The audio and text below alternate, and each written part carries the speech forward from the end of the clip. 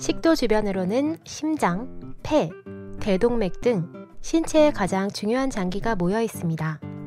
따라서 식도암이 전이되기 전에 조기 발견하는 것이 가장 중요합니다.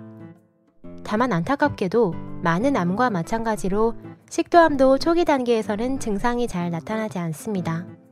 하지만 종종 식도 안쪽에서 여러분께 SOS 사인을 보내는 경우가 있습니다. 이번에는 식도암의 전형적인 증상에 대해 소개합니다. 잘 기억해 두셨다가 주변 사람에게 해당 증상이 나타나면 곧바로 조치를 취하실 수 있다면 좋겠습니다. 안녕하세요. 내과 의사가 직접 감소하는 예방의학 채널 시간입니다. 이번에는 절대 놓치면 안 되는 식도암 증상 3가지 라는 주제로 이야기를 나눠보겠습니다. 영상 마지막에 식도암 예방을 위해 생활에서 실천할 수 있는 내용도 알려드릴 예정이니 마지막까지 시청해주세요. 그럼 시작해보겠습니다. 절대 놓치면 안 되는 식도암 증상. 첫 번째는 목이 시린 증상입니다. 여러분의 식도가 어떤 역할을 하는지 아시나요? 식도는 목과 위를 연결하고 있는 곳입니다. 음식을 소화하거나 흡수하지는 않고 오로지 통로 역할을 하는 장기입니다. 우리가 먹은 음식은 입에서 목을 통과해 식도를 통해 위에 도달하게 됩니다. 이때 음식물이 식도암의 종양 부분을 건드리게 되면 시린 느낌이 들게 됩니다. 특히 뜨거운 음식이나 매운 음식을 먹었을 때 시린 증상이 나타나는 경우가 많습니다.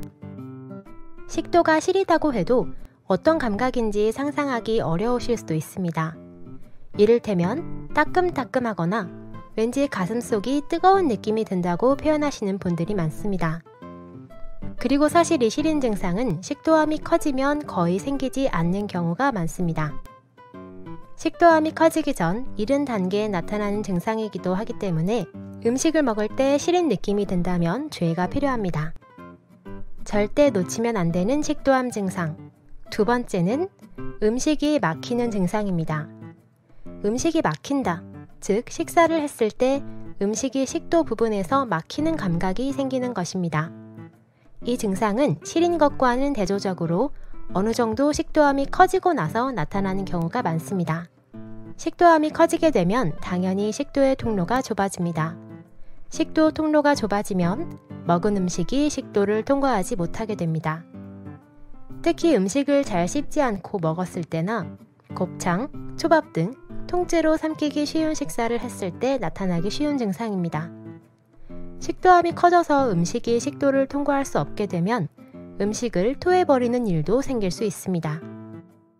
이 음식이 막히는 증상이 나타나면 식사량이 줄게 되고 그와 함께 체중이 줄어드는 경우도 있습니다.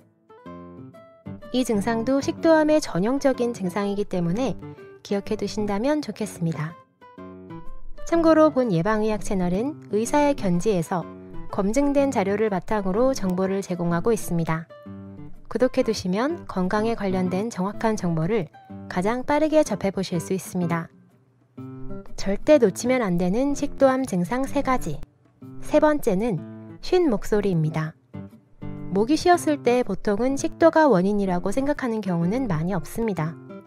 대체로 목이 잠기는 증상이 생기면 우선 이비인후과에서 진찰을 받는 경우가 많은데요. 이 이비인후과 진찰을 받아도 아무것도 나타나지 않다가 얼마 후 정밀검사에서 식도암이 발견되는 일도 적지 않습니다. 근데 왜 식도암으로 인해 목이 잠기는 걸까요?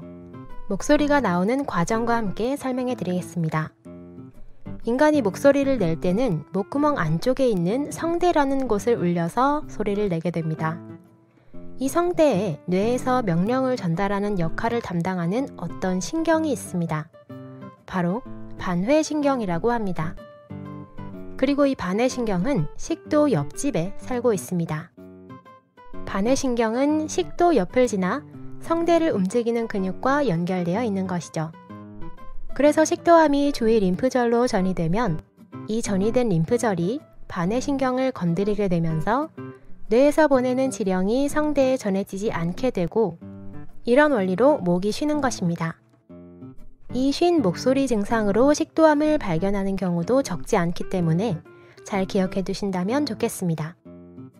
만일 이번에 소개한 증상이 있으셨다면 빠른 시일 내에 병원에서 진찰을 받아주세요.